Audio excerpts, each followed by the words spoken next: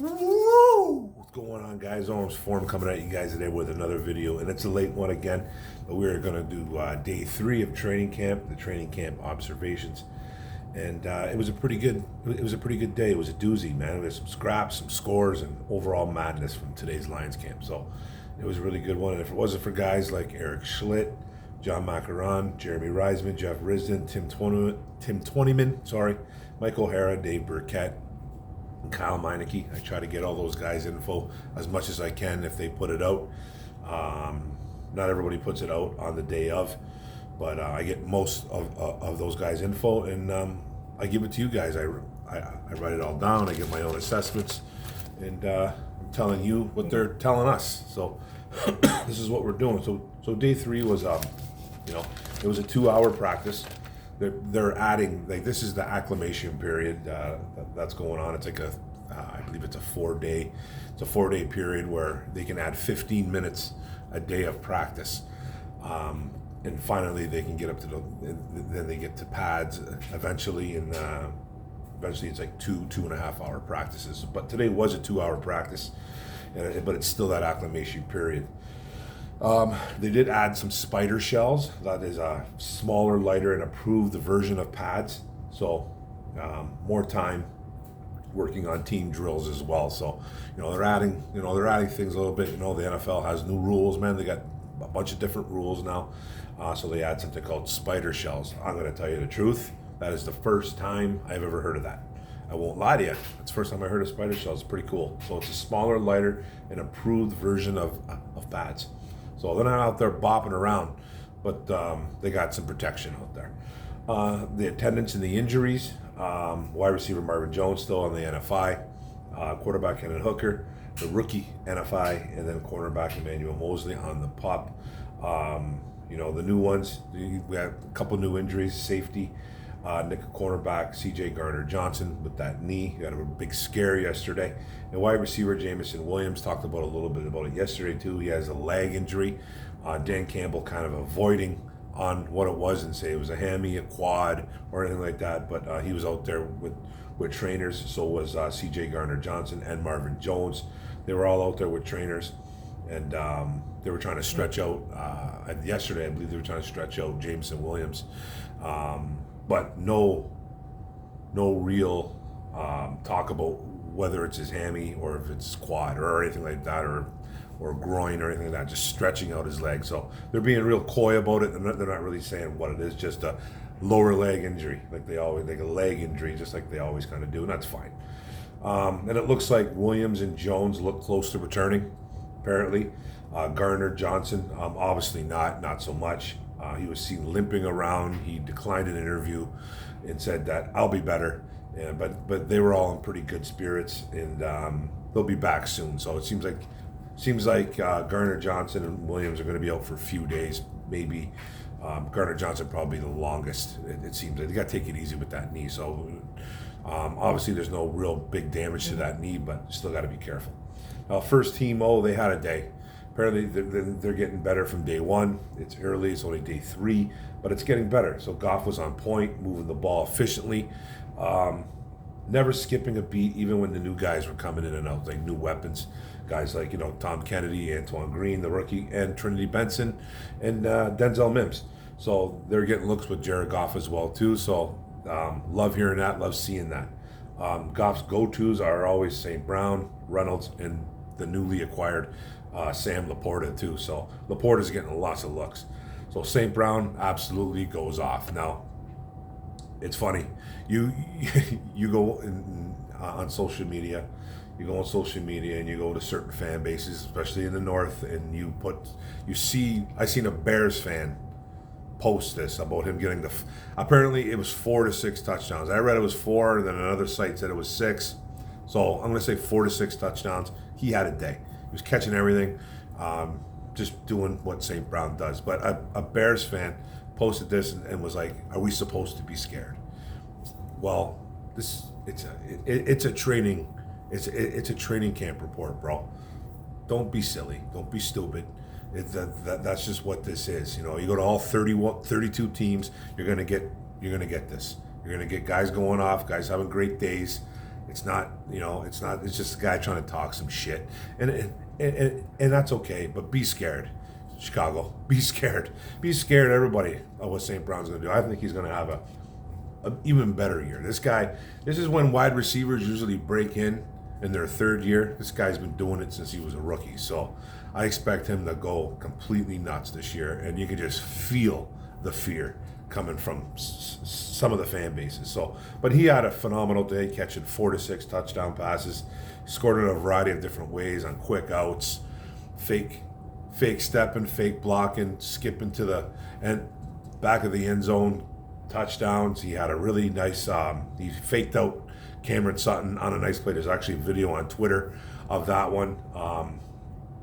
Got right by Cameron Sutton. It wasn't even bad coverage. It's just that Sutton kind of, he froze for a minute because St. Brown froze him on the route, and he made a nice little toe tap for a nice touchdown, and then he did it again, and then apparently he did it again. It was a beautiful pass from Jared Goff. He threw a bullet pass through a bevy of hands, and St. Brown ended up outstretching and toe tapping again, making a phenomenal touchdown.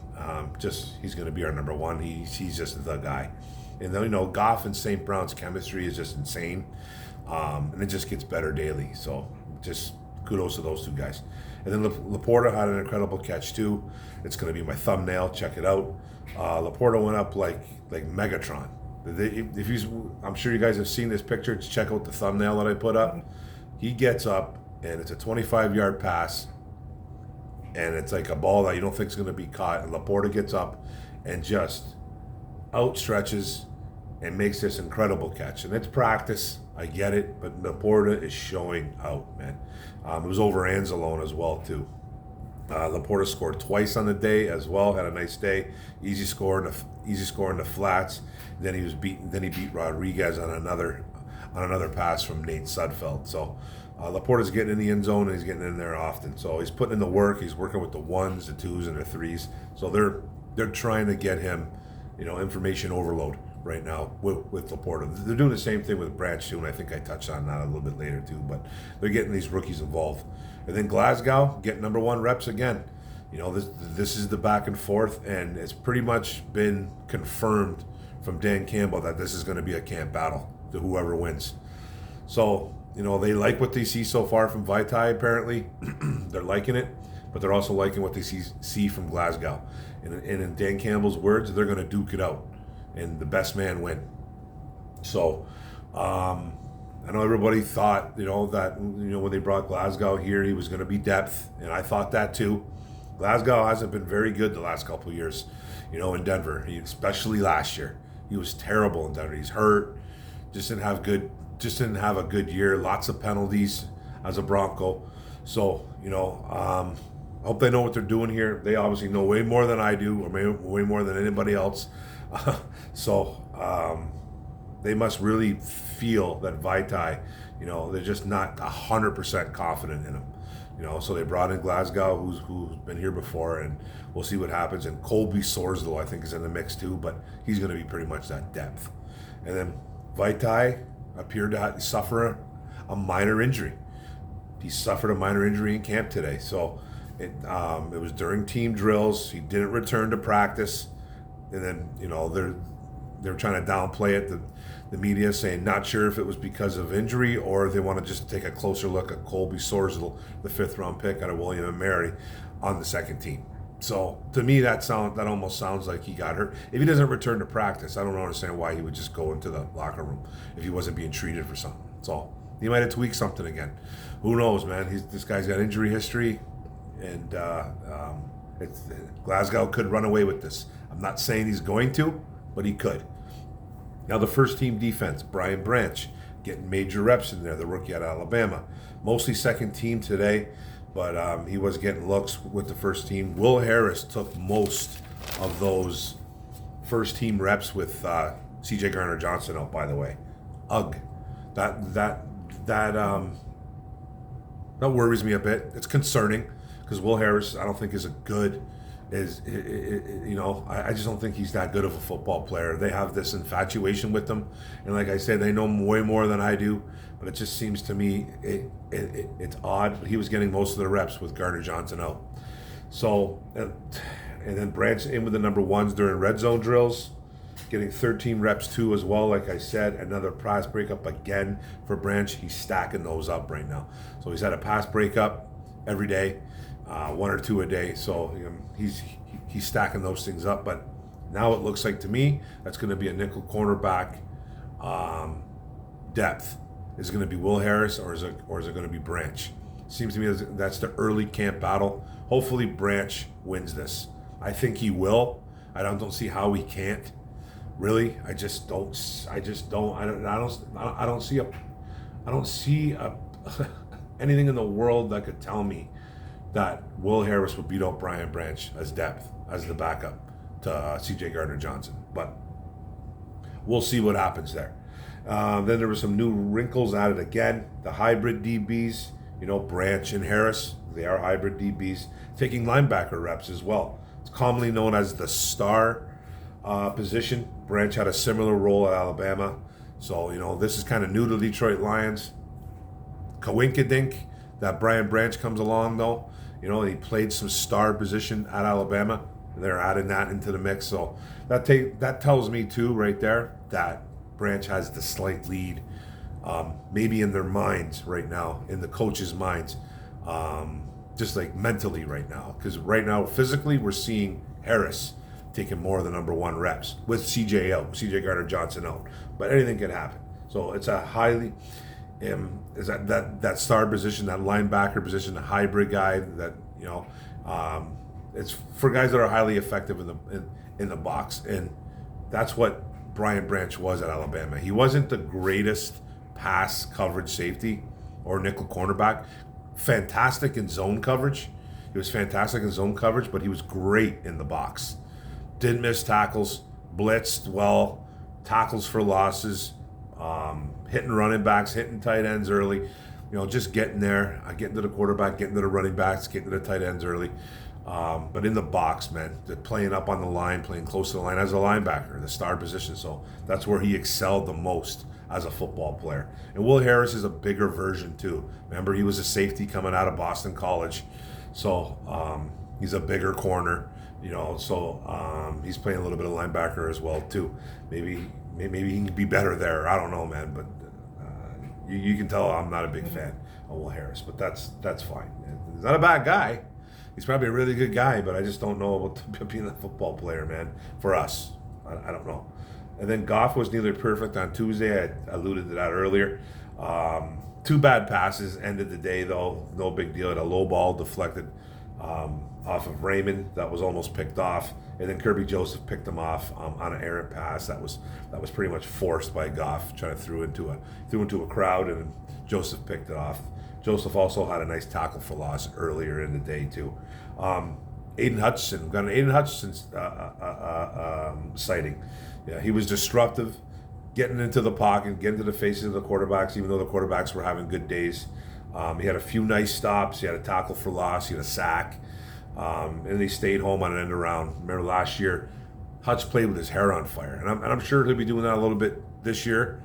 Again, he's still learning. But, he over-pursued a lot. Last year, he could have probably had a lot more on the table that he regrets for sure, that he could have stacked up those stats. But he stayed home on this end around. That just shows me that he's getting smarter. That just shows me that he's getting smarter, and we're going to see improvement there. We're going to see mistakes too from the big fella as well too. But that is a nice sign right there. And then Barnes, linebacker Derek Barnes, man, he was solid too, especially in coverage. He had two pass breakups in the red zone. Laporta did burn him once though, faked him out on the sidelines, went upfield. Barnes bit. Then they pulled Barnes, and Campbell came in and finished up with the ones. So, but Campbell's pretty much working with the twos most of the day. So Jack Campbell, the first round linebacker, working with the twos. Don't panic about it, okay? Because this linebacker room has gotten better. It has gotten better. Just because he's working with the twos doesn't mean he's not going to play. So This is a good sign that Derek Barnes is evolving, developing. It's a great sign. So look at it like that, okay, guys? I told you guys 3 years ago when we drafted Derek Barnes that Barnes was a developmental linebacker.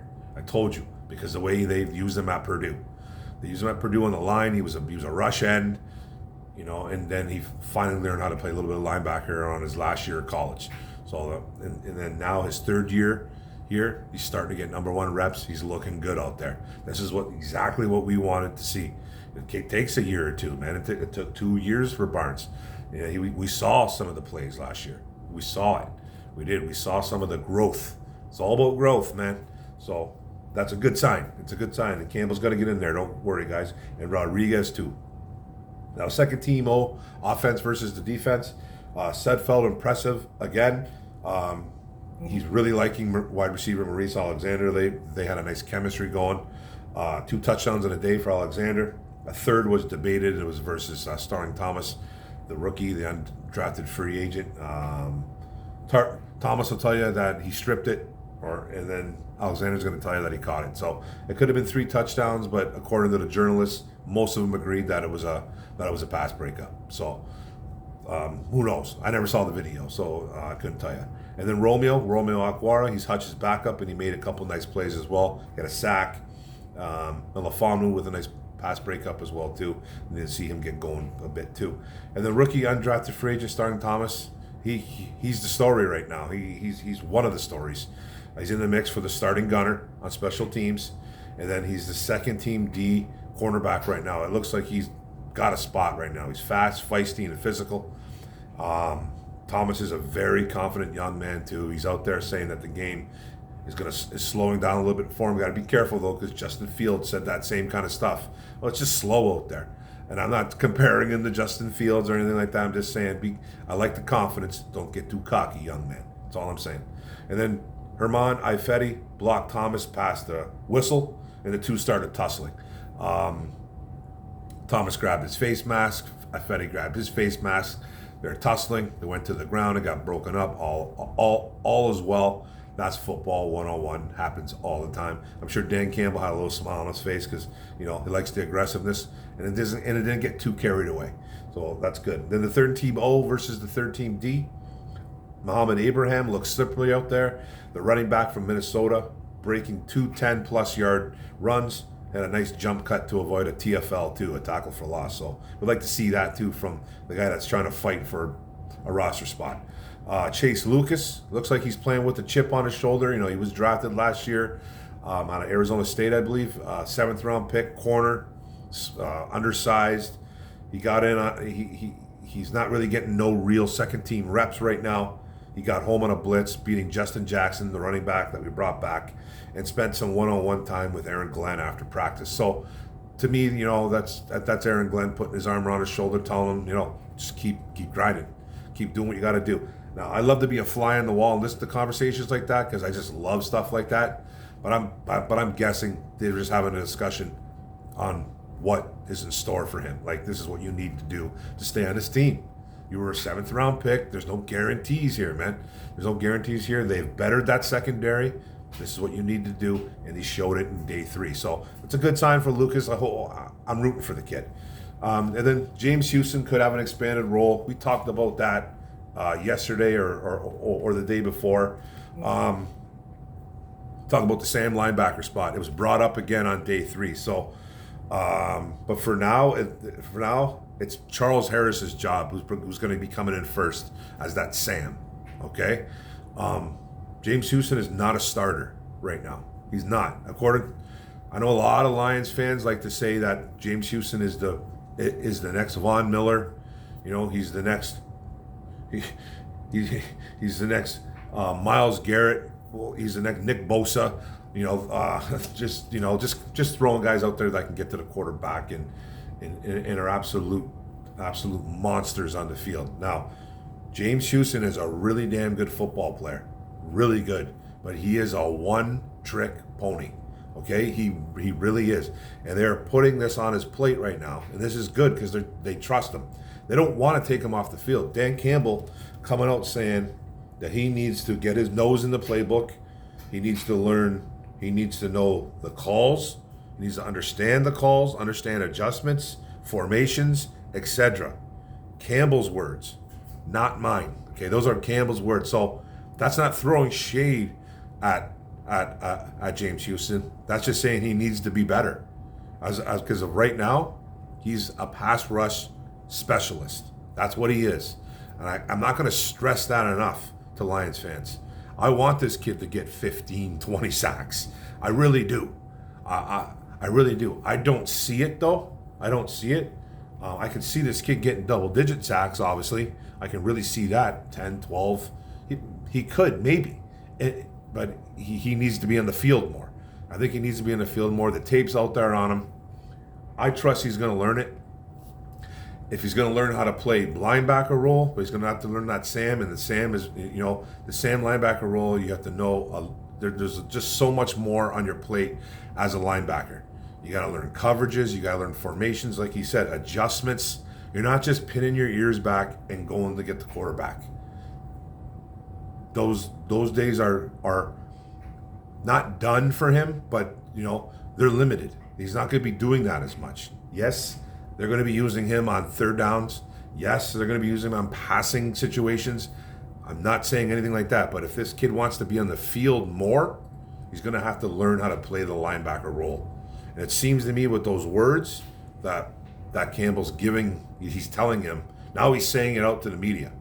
Now, people would be like, well, why is Campbell kind of, is he throwing him under the bus? I don't feel he's throwing him under the bus. I think it's a good message to send.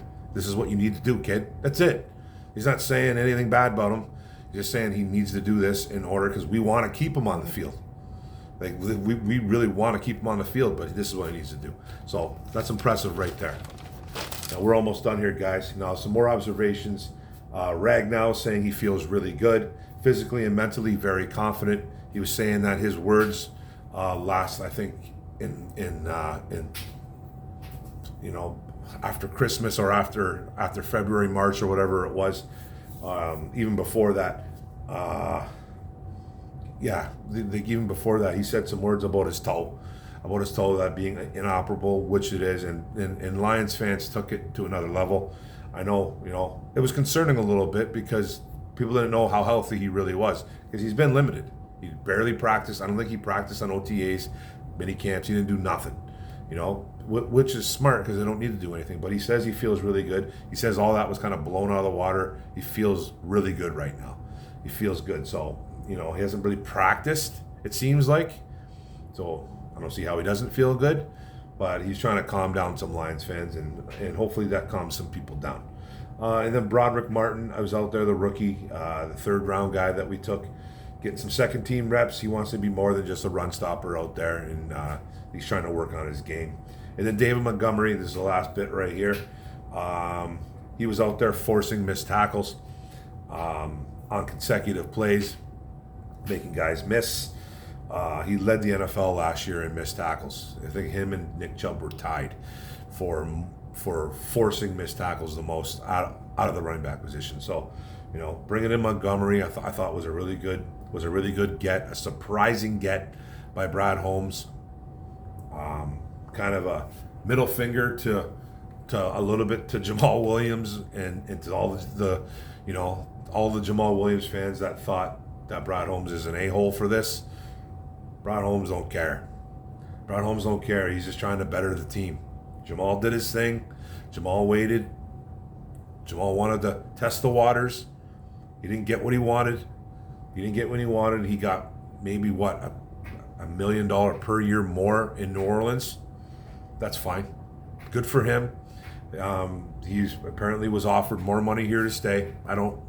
That's what we're hearing.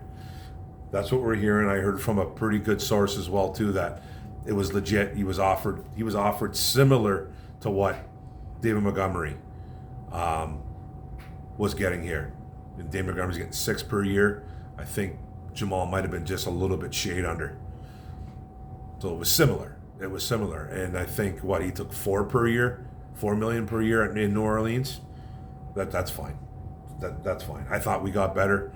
in that running back room with the addition of Montgomery and then the addition of Gibbs and the subtraction of DeAndre Swift. And I like Swift too, but another guy that you couldn't rely on. So, Dave Montgomery doing what he did last year, making guys miss. He's already doing it in practice. Let's see him do it in preseason and in games. So that's good. That's good, guys. And that's it. That's a wrap, man. That's a wrap at 25 plus minutes. And that's day 3. That's a wrap. Some injuries, Big V maybe.